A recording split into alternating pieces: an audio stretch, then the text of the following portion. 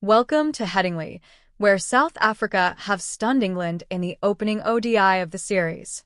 Batting first, England struggled badly and were bowled out for just 131 runs inside 25 overs. Jamie Smith was the lone fighter, scoring a brave 54, but captain Harry Brook's run out for only 12 triggered a collapse. None of the other batters, including Duckett, Jofra Archer, or Adil Rashid, could make an impact. South Africa's bowlers dominated the innings. Keshav Maharaj took 4 wickets for just 22 runs, while Wiaan Mulder claimed 3 important wickets, completely dismantling England's batting lineup.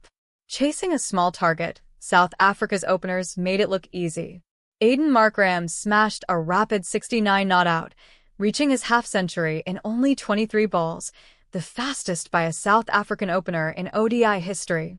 Ryan Rickelton added 27 not out as the Proteas cruised to a comfortable victory without losing a wicket. With this win, South Africa lead the 3-match ODI series 1-0. The second game will be played at Lord's on September 4th, where England must fight back to stay alive in the series.